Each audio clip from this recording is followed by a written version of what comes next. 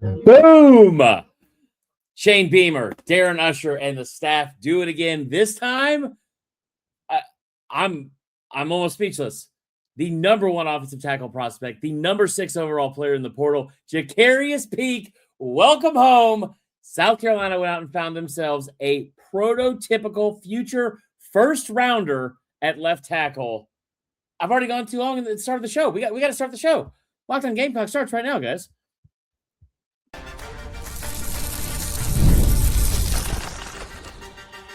You are Locked On Gamecocks, your daily podcast on the South Carolina Gamecocks, part of the Locked On Podcast Network, your team every day. Bang, bang, bang, bang. Fired up. We got a good show. We got a quick show. We're trying to watch a little bit of the college football playoff semifinals because I got a report on that.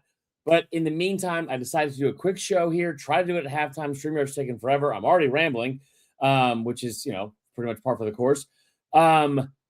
Massive news. I mean, just massive news. I just got a text from our buddy Darren Usher. Just give me the gif of the guy with the shrimp fried rice. Just let him cook. And that's exactly what the staff did. Jakarius Peak, a 6'5", 310-pound offensive tackle from Valdosta, Georgia, from Valdosta High School, the premier what's the best way to put it? It's basically the Alabama of high school football. Like they are from the 70s, 80s, and 90s, all for decades to come. They've been the best and premier high school program in the country. As you can tell, I'm way too jacked up. Jakarius Peak, man, NC State transfer, a massive, massive get. This was a guy that you really needed for so many reasons. And if I'm being honest, which I try to be every time I record, I didn't think they would get him. I don't even know how seriously I took the pursuit of him, because for a number of reasons, and very few of them have anything to do with South Carolina and Shane Beamer. A lot of it has to do with, listen, this is the number one offensive tackle in the portal. I told you guys before, the amount, the money that is like that position is generating in this year's portal cycle. We talked about how Tree went to Nebraska, right? And he was pretty average on a bad offensive line at South Carolina. He's one of the highest paid offensive linemen in the entire portal in this cycle, going to Nebraska. This guy is the number one offensive lineman and playing left tackle, not a guard-to-guard position or anything like that in the interior, a left tackle that is going to end up being like somebody that will play on Sundays, and one of the most important positions, maybe the most important position that's not quarterback in this sport. And South Carolina gets them. And I'll tell you why it's a big deal for so many different reasons. It's a big deal because, one, you desperately need offensive line help. Desperately need offensive line help. We all know it. Like, from the most basic levels, it's huge from that standpoint. Another reason why it's a really big deal, and a really, really big deal, is you just went toe-to-toe with some big, big programs for this kid's talents. This is a player at that position and at that ranking that everyone in the country wanted. He was a top 5 player just a few days ago before Damon Wilson entered himself into the portal from Mizzou. He's still the number 6 overall player in the portal. Not just, he's really good at his position, the number 6 overall player in the portal. And Ole Miss, just the best kicker in the country, just doinked the field goal. But going up against Alabama and several other schools, but Alabama specifically, this is a program I told you about the other day that was like, a lot of people were concerned that, oh my God, they've lost 9 offensive linemen. They've lost almost every single starter. Those offensive linemen are finding new homes. Josiah Thompson ends up entering late. All of those things are bad, right? Like, all of those things are frustrating. It's like, oh no, like you got to figure out like who you're going to replace them with. You need bodies at the very least. And you got a couple guys that were pieces, but they weren't this. And to be able to go toe-to-toe with some of the biggest programs in the country with deeper pockets and who also desperately need to get offensive linemen, it's huge. And let me really dive into that part. I said this the other day, that one of the things was really interesting about this year's portal is you've seen multiple schools around the SEC that have had a mass exodus at specific positions. Texas lost all 4 of their running backs in their room. Alabama, South Carolina, LSU, all 3 of those teams lost over 7 offensive linemen, including between 3 to 5 starters apiece from those lines. like to the portal and some to the NFL draft, but mainly to the portal.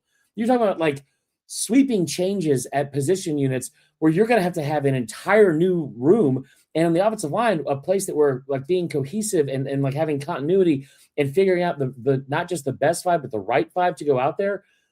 That is something that changes constantly, that sometimes it didn't get fixed until mid-season, and that's also really tough to figure out when you have 5 new faces. Multiple schools are facing that.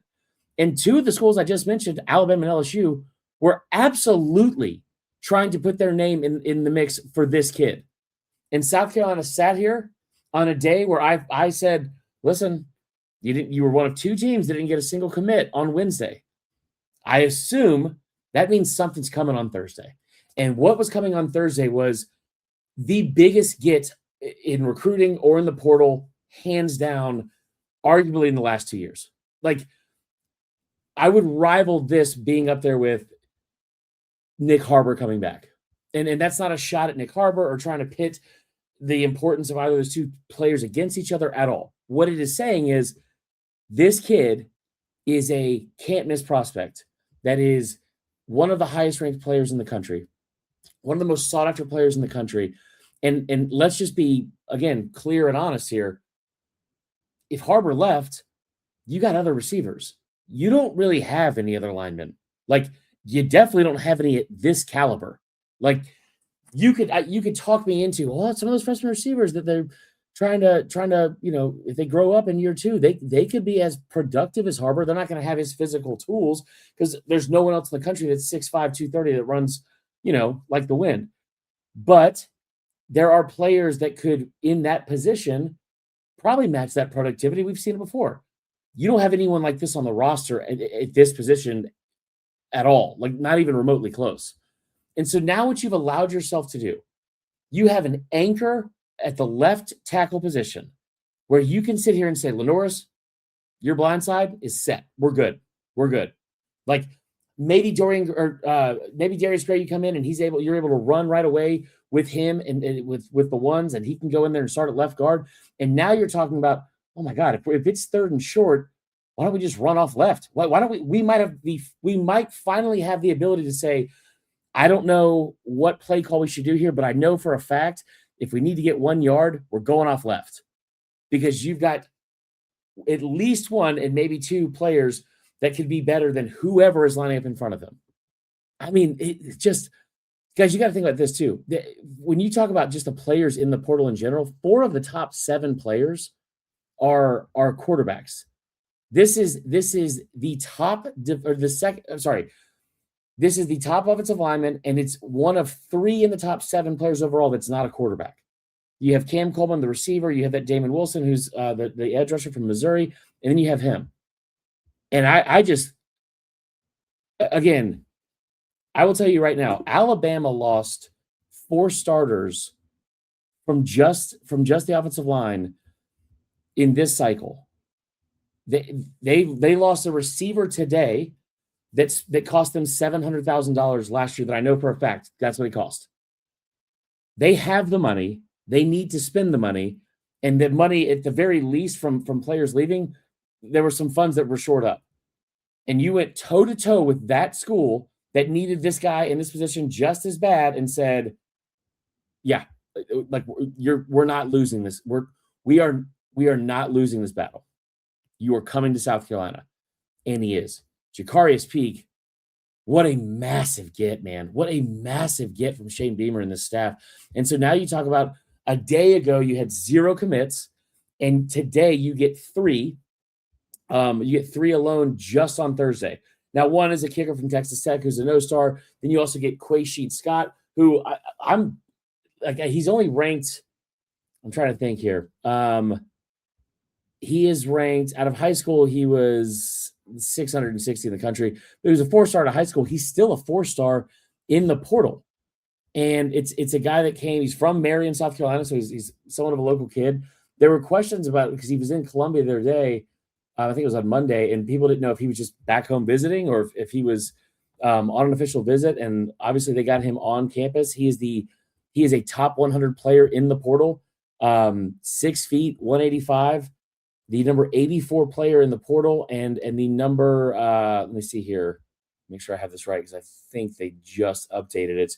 The number 8 quarterback in the portal as well, or cornerback in the portal as well. Those are 2 really big gets, man. And what's crazy too is we'll talk more about this tomorrow. And this, like I said, this will be a quick episode. But Quaysheed Scott, coming from another SEC school back home to South Carolina, and being someone that can step in right away and play for you in the secondary, that is also a very big position of need considering what you're losing in the secondary. And a guy that comes in with P4 experience, SEC experience, and also is a top 100 player. And those don't grow on trees, right? Like that's like, you think about a couple of years ago in 2024, when they had so much success with players out of the portal, you had a lot of these top 100 guys, and then some other guys you developed. But Rocket Sanders was a top 100 guy. Kennard was like on the lower end, ranked around the same as Quaysheed. But how this is a really, really good player, a top 10 player at his position, at a very good position, in a position you need. And I will put that news on the back burner, because this is a kid that we would have led most shows with. And that's how big getting a guy like Jakarius Peak is, because it overshadows all of it. I mean, like, I think the total number of players that they have now is at 7. Still on the lower end, but still a lot of time left, trying to get Chaz Coleman to come for a visit this weekend. You've had at least between 4 to 6 visitors, I believe, every day this week. Should have a big one this weekend as well, just with people coming in. Kelby Collins, a former Bama player, a couple offensive linemen, a kid from, I believe, Arkansas State, but they think he's going to Arkansas. They have been very, very active. And yesterday having 0 commits, it just goes to show you once again, like, it may feel frustrating or unsettling or whatever, especially when the window is only a 2-week window. But a day later, how do we feel now? Because, my God, if there's one thing I think I understand more and more from this staff, especially is we're going to doubt them. It's human nature, and we're going to get frustrated and be fans at times and say, well, I don't know if this is the right move.